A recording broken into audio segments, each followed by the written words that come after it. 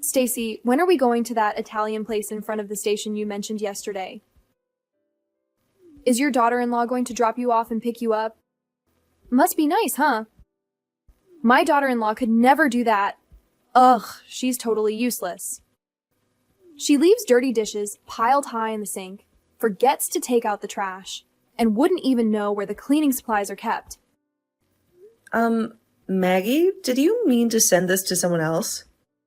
Because, well, that doesn't sound very kind. Huh? What are you saying, Stacy?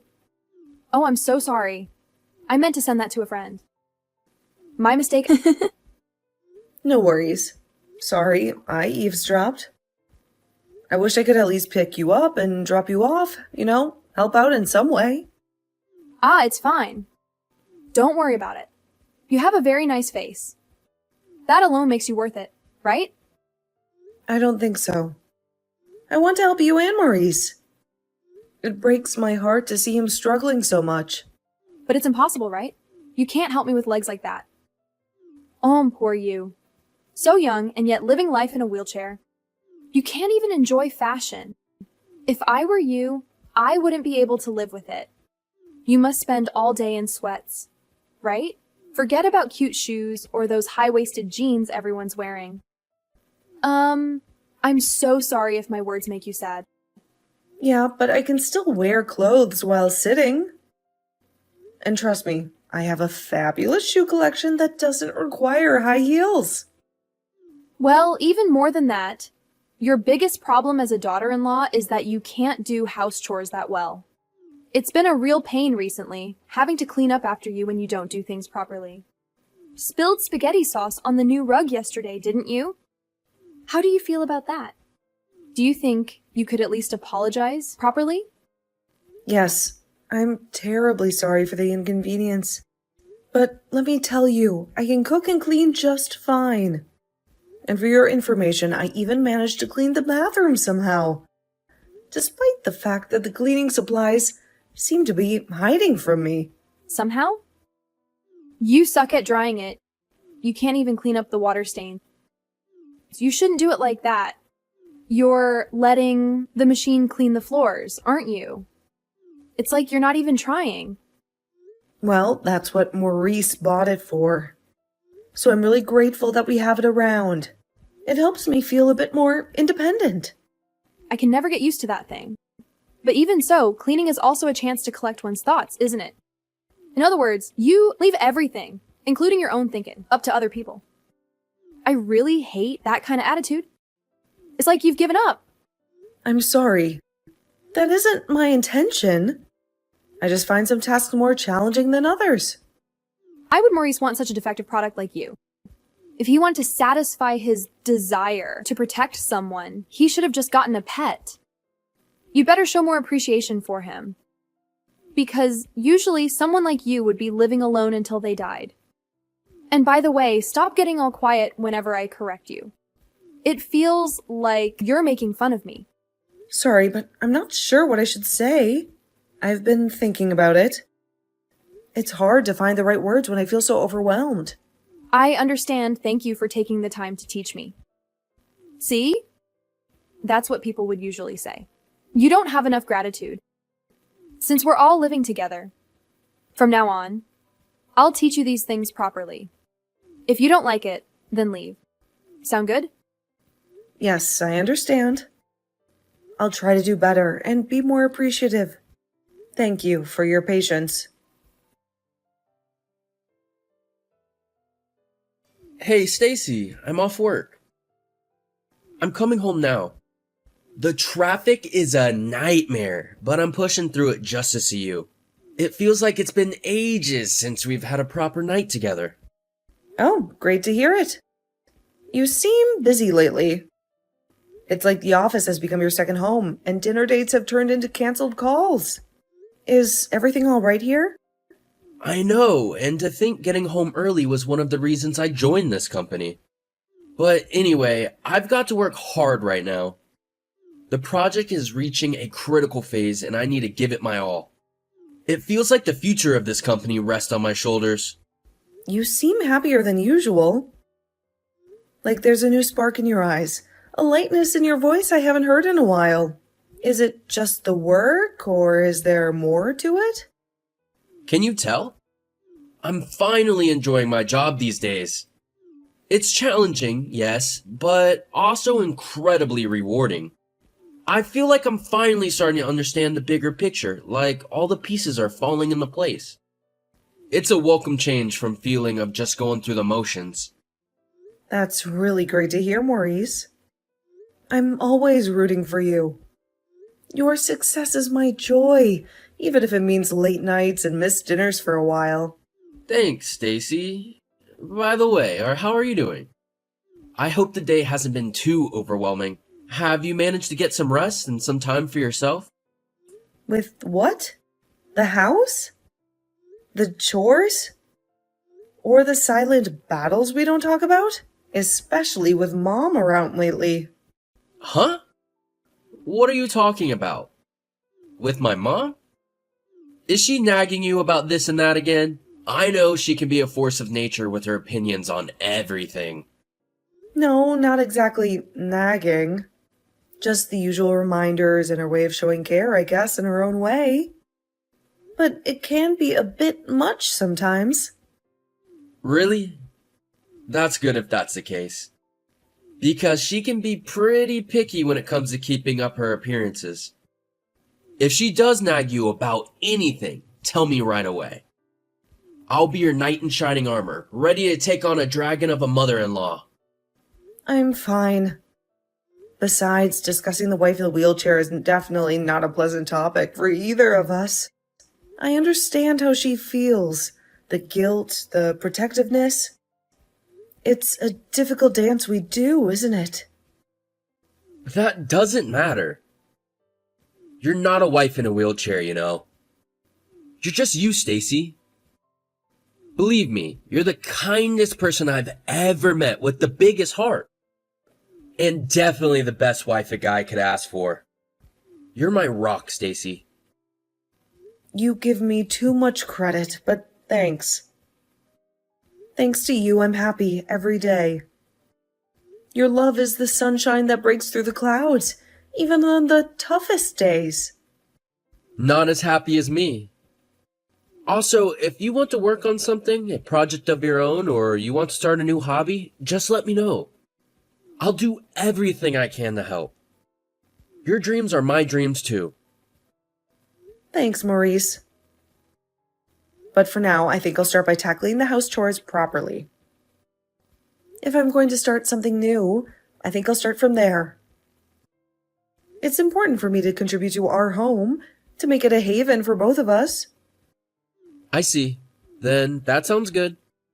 Let me know if I can help with anything like chopping vegetables, folding laundry, or anything. We're a team after all. I'll keep that in mind. Anyway, I'm waiting for you to come home today. I made your favorite beef stew. It's simmering on the stove, filling the house with its hearty aroma. The smell alone is enough to make my stomach rumble. Sweet! The thought of that stew and seeing you is making me speed home even faster. Buckle up because I'll be there in record time. Oh, hey, Maggie. This is an awkward question, but did you do something with my secret savings? The ones I've been squirreling away for that rainy day we always talked about? You know, the one where the car suddenly needs a new transmission, or the roof starts to leak like a sieve?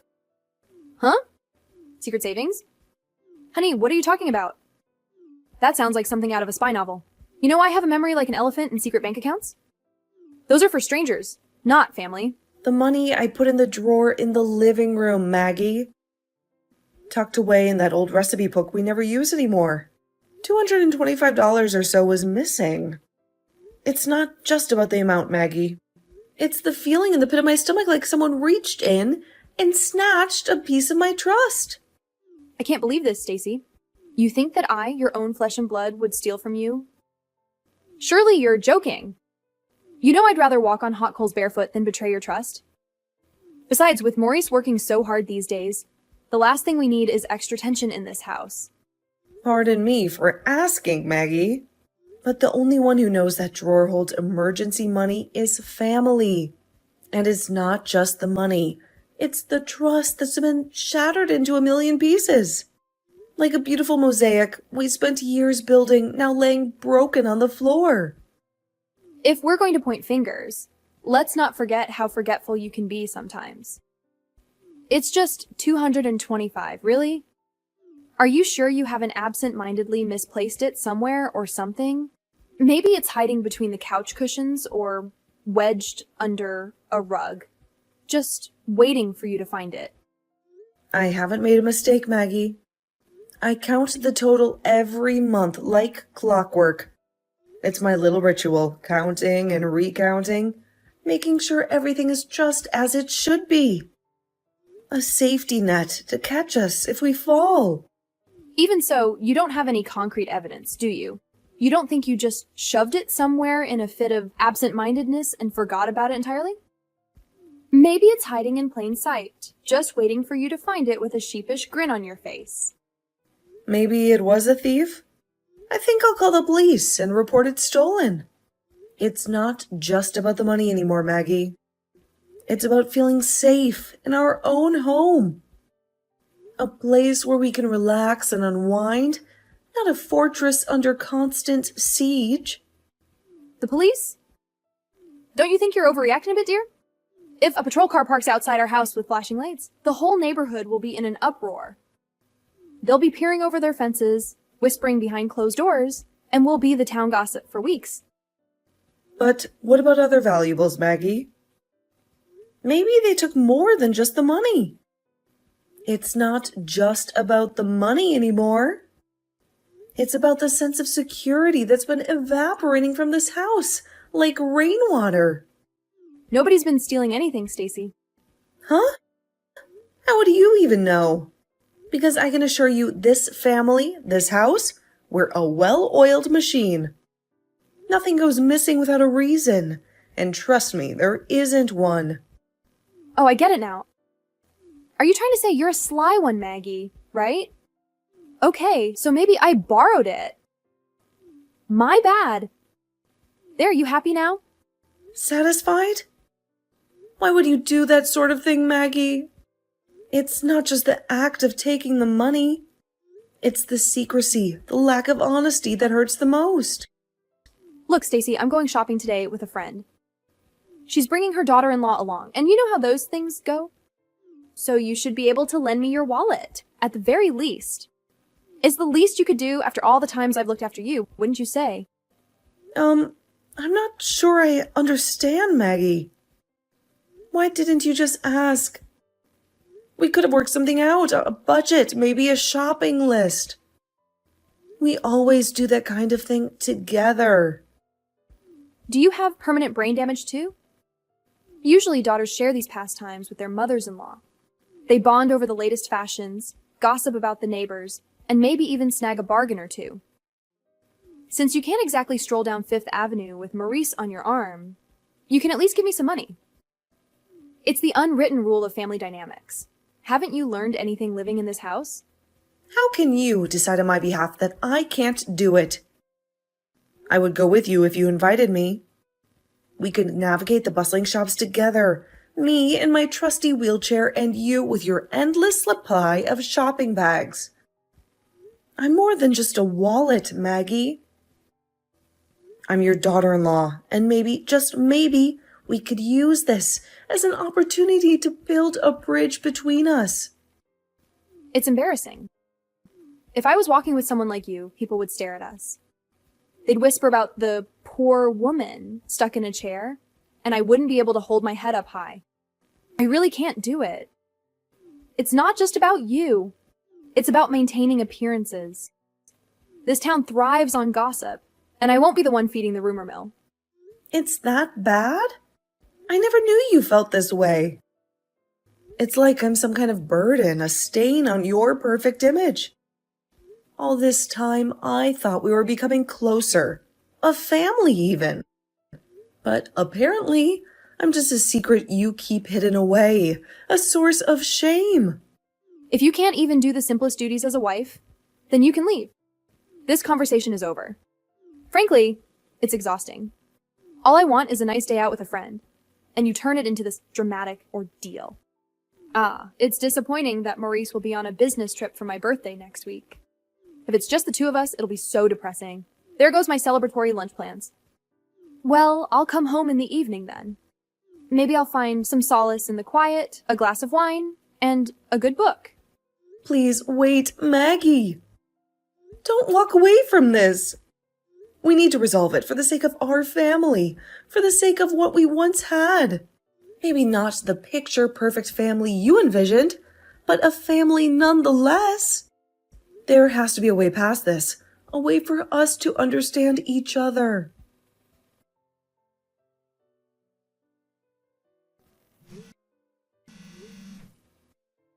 Maggie, there's a fire! A blazing inferno is engulfing everything! I can hear the roar of the flames like a hungry beast devouring everything in its path. What? A fire? OMG. Are you okay?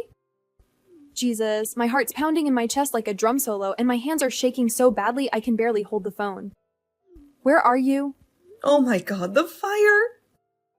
It's coming from the house next door.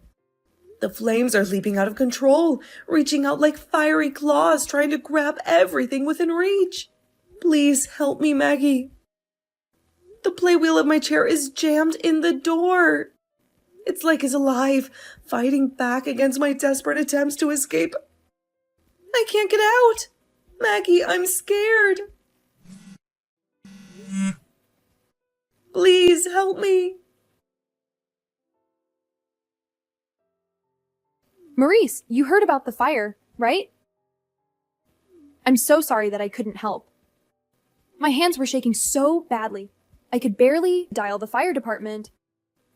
And then Stacy. The thought of her trapped in that inferno. I keep replaying the missed call in my head, her voice filled with panic.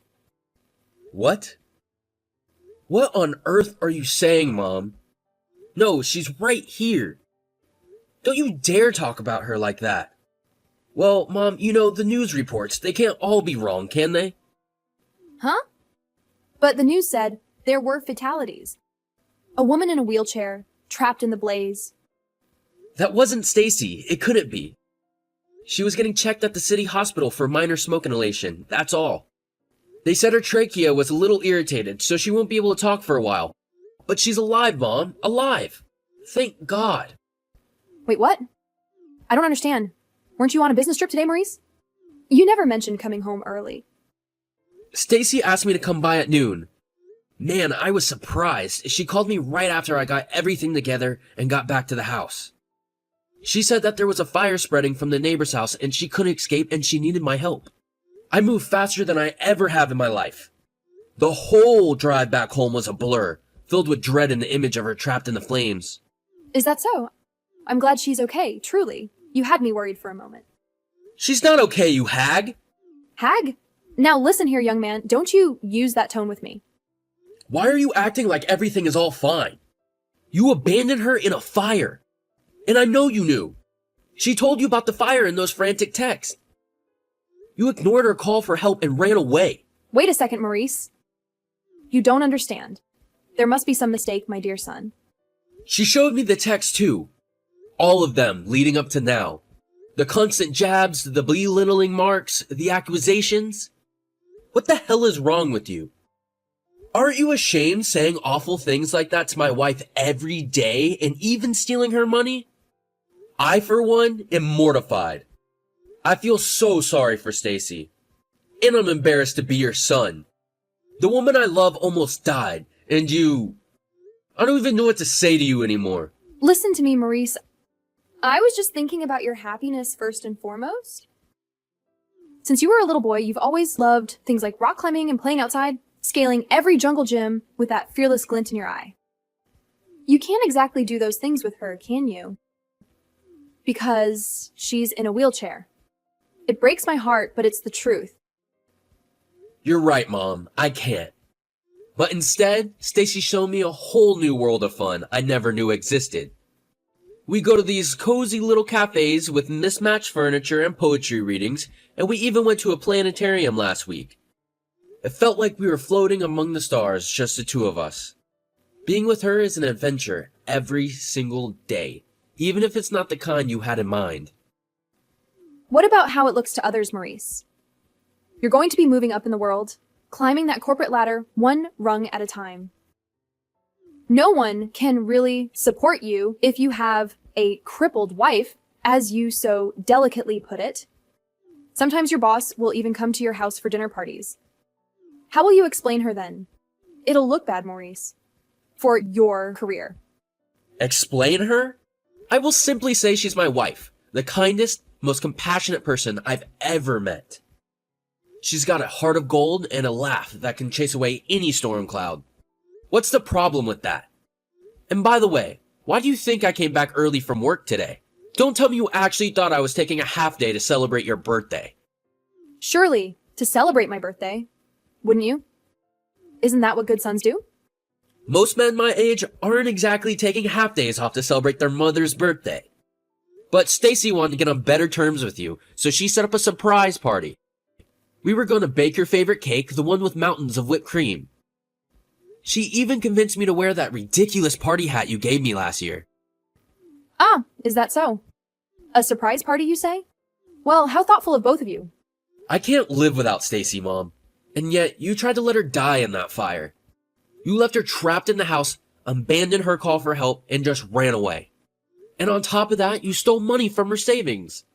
So, I'm cutting you off. No more handouts, no more pretending we're this happy family. Cutting me off? But where will I go? The house burned down, Mom. There's nothing left here, for better and for worse. We're staying at a friend's house now, and we're going to look for a new place for ourselves. A fresh start, you could call it. Wait, Maurice.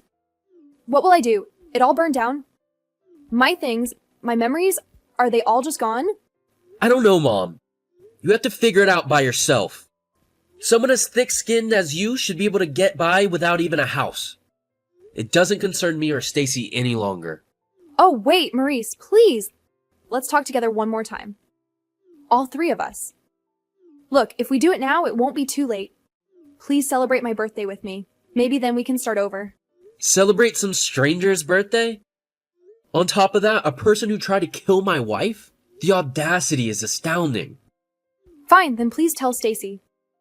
Tell her I'm sorry. Tell her I apologize and to please not leave me alone. Please, Maurice, I can't be alone. I told her your phone's touchscreen isn't working, so she'll write you a message from mine. Here, have a look. Maggie, you said if Maurice wanted to satisfy his desire to protect someone, he should have just gotten a pet. Remember? I think you were on to something. Really? Why? We've decided we'd be better off getting a goldfish than helping you out right now. Because at least a pet might help us out in an emergency by, alerting the fire department or something.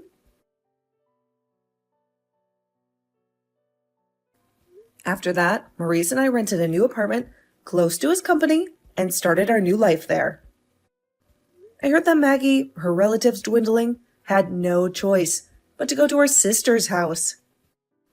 Her sister lives on a farm in the countryside, and I heard she has Maggie working all day, doing the farm work she used to make fun of. She messaged Maurice one more time, saying that she would die if she had to work in a place like that, but he left her on red. Now I can laugh about it, but the fear of that day hasn't quite disappeared. But recently, I've thought that maybe I'm glad it happened because of what it resulted in. Because he saved my life, and I was able to let the bridge between me and my mother-in-law burn.